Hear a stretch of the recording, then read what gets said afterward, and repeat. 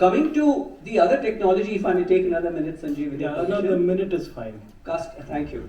From a customer experience perspective, it was way back in 2015 that we started sending out SMSs to passengers who booked their tickets. And definitely we were the first airline to do it in India and probably the first major airline in the world. In 2015, I didn't know of any airline that used to send text messages to passengers to say, this is your PNR, this time is your flight. And the next airline in India that started that was late 2017, 2 years later. And during COVID, we were very closely working with Ministry of Civil Aviation and PCAS to do a touchless thing because of COVID. And I think we worked so closely with them that whatever our IT did, by the way, we have 80 data scientists working for us in Bangalore as Spice Tech, which is a subsidiary. And what we developed for the industry was then dictated by MOPA as a mandate to all airlines to follow, which was boarding cards, touchless, baggage handling, send out SMS for baggage tags, etc., etc.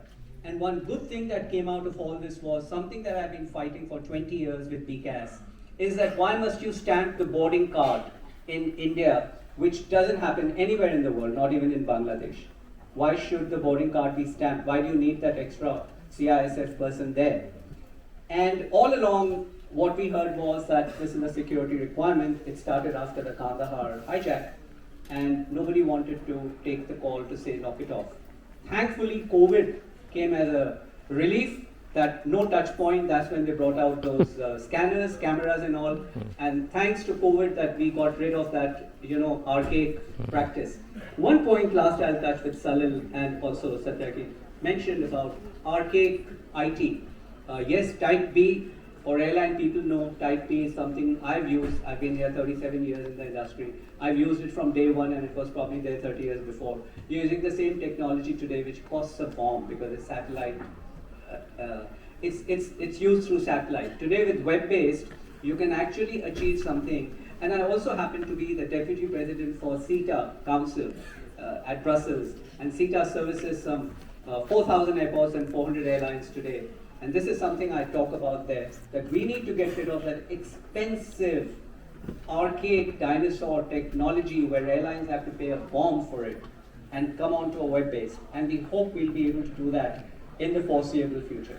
Thank you. I know I took very long. No, thank you. I can see there's a lot of passion over there. So yeah, you can please be generous with your clapping. It builds your appetite as well. So, I mean, coming to you, Jyoti, you waited along, but sitting everybody here is also what you represent is the customers actually for all of us as well. So tell us, in this very rapidly evolving travel industry, from your perspective, where do you see it like, different stakeholders collaborating actually to kind of drive innovation, improving customer experience? Give us some examples where you've seen, up close from where you are sitting in.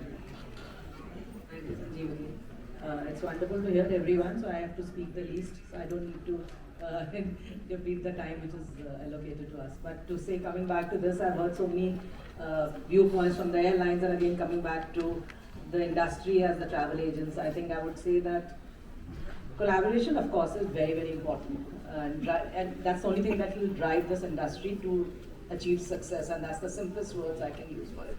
Because without collaboration, I don't think anything is going to work.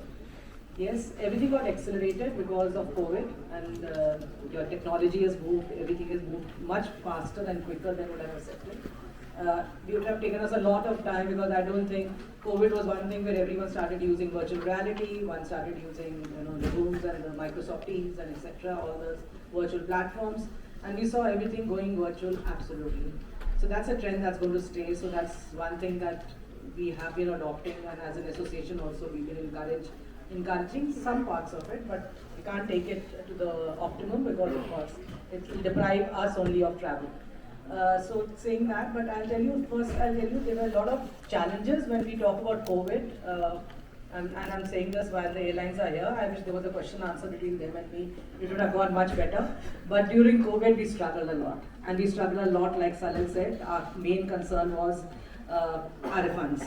And it was one of the hugest challenge that we had to talk with the airlines especially, because airlines were the ones who literally kept hold our money.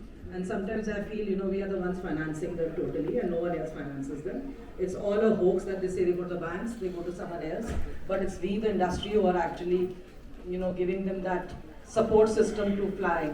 But what do we get in return is something that we need to see in the collaborative way, and I think we need to work on that together. Yes, the ministry does work with us a lot, but somehow, I have 2,000 IATA agents, which actually work directly with all the airlines and in our association. I feel there's a huge gap when it comes to the individual IATA member and airline. Everyone doesn't have the connect with the airlines to move forward. So there are a lot of things that need to be covered in this gap. It needs to be a very economically driven industry for both sides. Because believe you me, we can go on data, we can go on technology, we can go on OTAs, we can go on every place. But India is going to take a very long time, especially for some travel, to come to reach its climax. And why I say that is because tourism and technology go hand in hand. And we've seen that during COVID time and even post-COVID time, people started moving out not to the aircrafts first, they started moving out to the way of travel. Could be cars, it could be whatever means they used, but it was not air travel because flights hadn't still started. So the shift could have happened towards more of being on road or being on train instead of air. So I think we need to have that commitment to collaboration to move forward. And yes, that's the only way we can succeed. And I think it's time that the airlines understand this better as the travel agents do. Because I think it's very, very important. During this time of COVID, we've always in touch with all the domestic airlines, especially, and the international, of course, for our refunds firstly, but we also grew together